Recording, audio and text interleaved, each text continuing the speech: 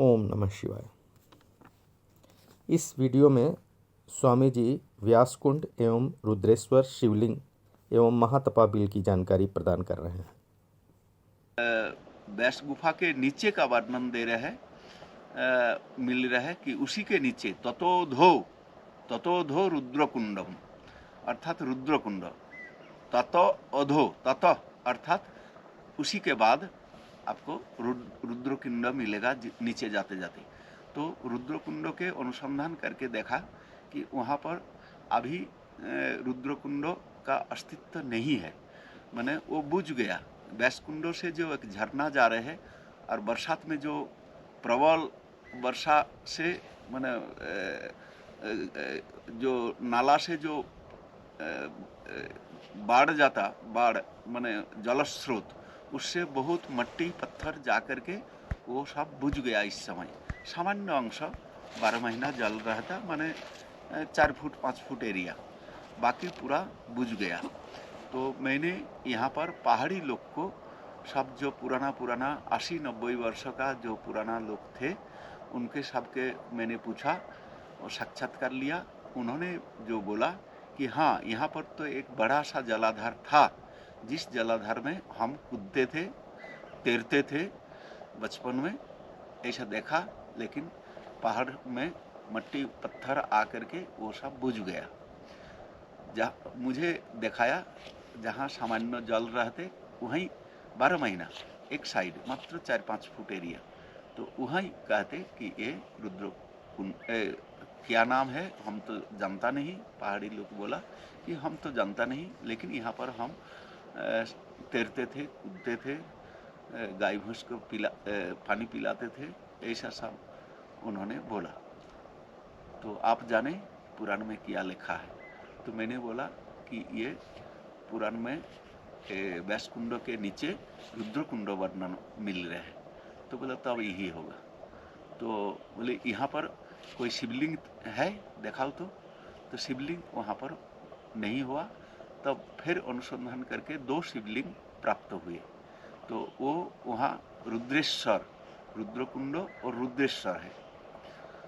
और रुद्रेश्वर उसी क्षेत्र में रुद्रेश्वर जो शिवलिंग है वो प्राप्त हुए।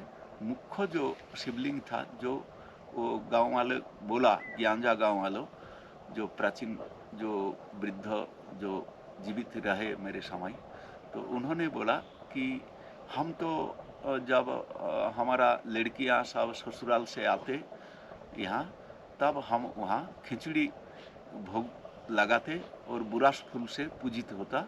वही एक ही बार वर्ष में एक ही बार हम वहाँ पर उस समय बड़े उत्सव धूमधाम से करता था। लेकिन आजकल शिवलिंग भी नहीं है, दब गया मट्टी से, मट्टी पत्थर आकर के। तो ये है रुद्रकुंड अर्थात रुद्रेश्वर अंश माने क्षेत्र भी प्राप्त हुआ।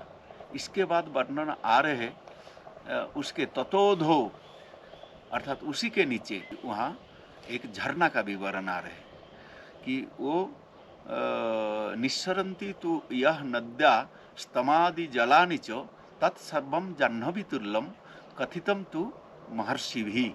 तो अर्थात इसके हिंदी अनुवाद हो रहा है कि इसके नीचे जो झरना है ये जाह्नवी के बराबर है, इतनी तक वर्णन है उस झरना का।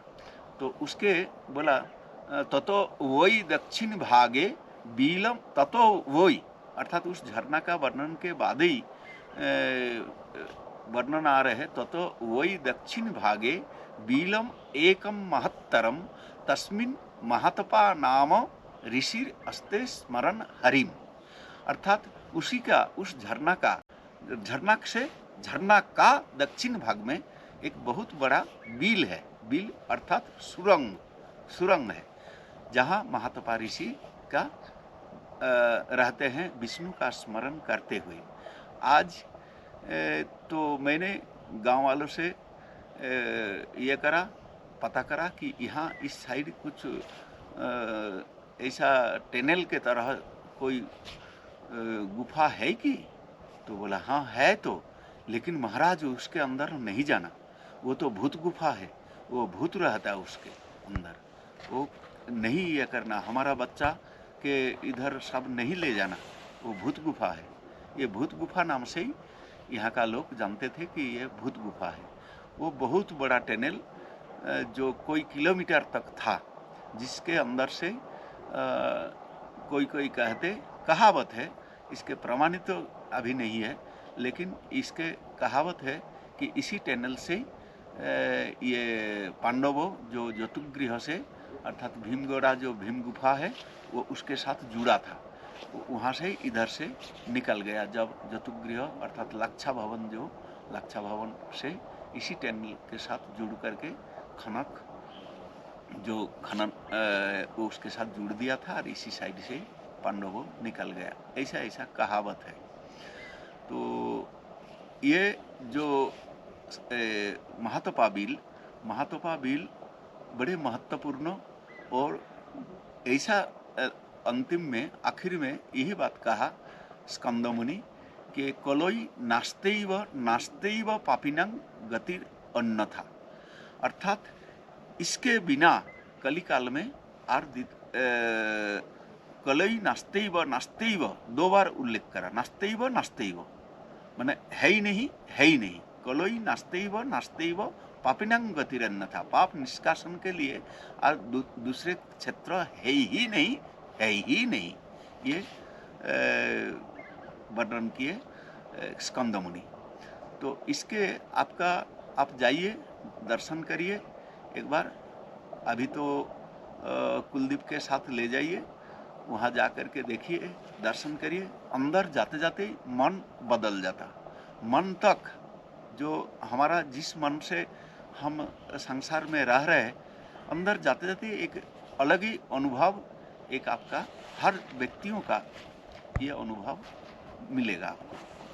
गुरुजी, आपने उस गुफा में एक विष्णु जी की दिव्य मूर्ति प्राप्त होने की चर्चा की थी, हाँ कुछ जी, उसके बारे में हाँ जी, बताइए। हाँ जी।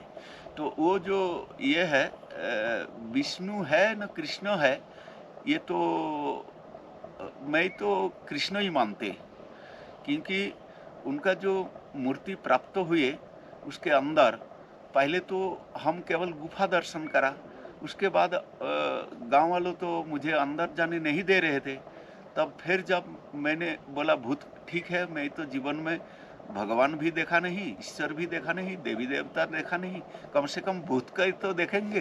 तो भूत देखने के लिए ही मैं बोले ठीक है, भूत है तो देखेंगे, भूत के ही एक बार देखें कैसा भूत है। लोग तो कहते भूत है तो भूत के ही देखेंगे। तो मैं गया, उसके बाद से धीरे धीरे चालू हो गया, कोई साथ में गया, कोई उसके बाद आजकल तो एक छोटा बच्चा भी अंदर जा करके घूम करके आते, देख करके आते। तो जब यातायात शुरू हो गया तब मैं गांव का छोकरा लोग को कुलदीप के तरह सब बच्चा को, जवान बच्चा को सब मैं ले गया।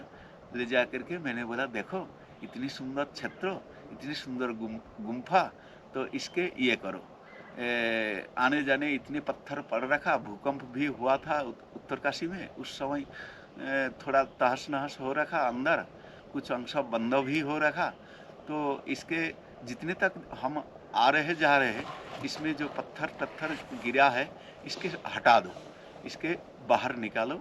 इसके बाहर निकाल करके उसको हमने सफाई किया। सफाई करते समय ही एक मूर्ति मिला जो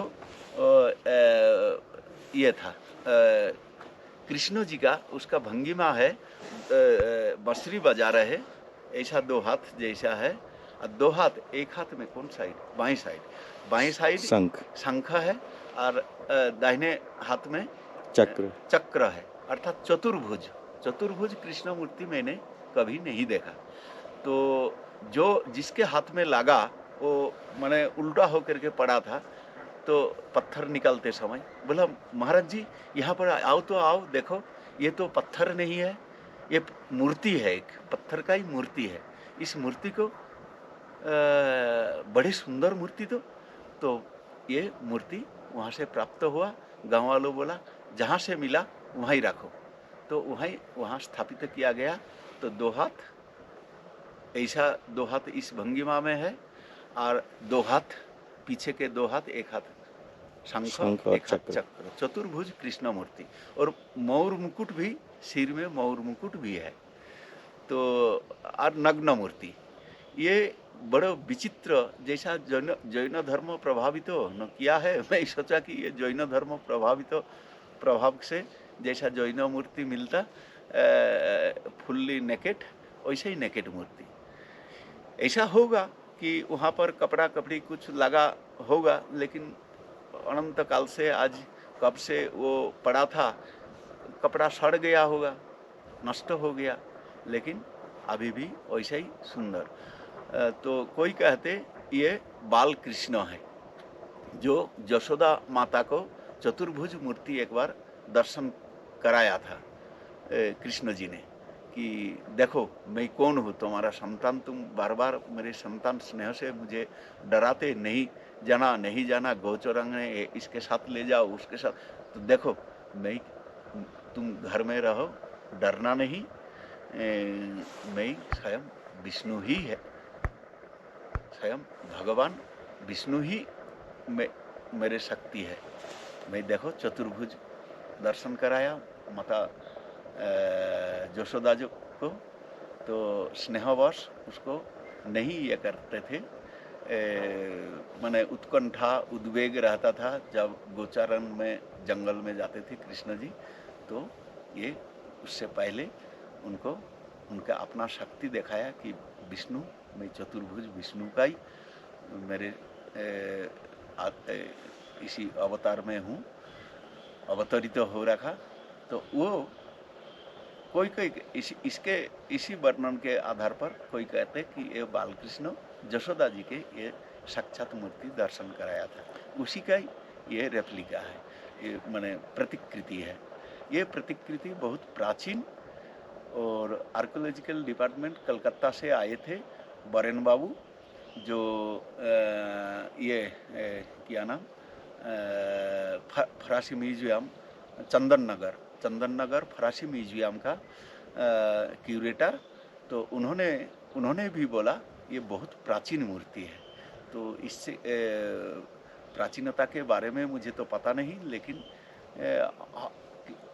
ऐसा भी कोई कहते कि ऐसा होगा कि जब मुस्लिम पीरियड में मंदिर आदि सब तोड़ा जा रहा था, तब इस गुप्त स्थान में, इस टनल के अंदर कोई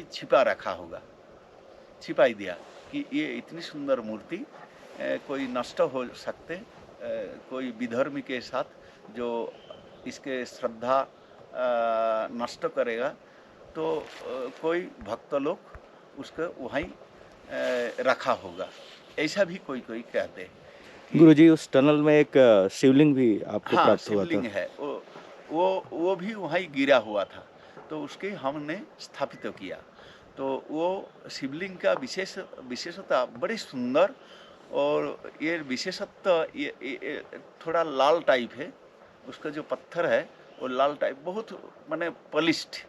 और वो हमने जब जलाभिषेक करा, तब उसमें कोई भी करे, जलाभिषेक करने से अपना चेहरा उसी शिवलिंग में आ जाता, बड़े सुंदर। आप वो भी जरूर देखना।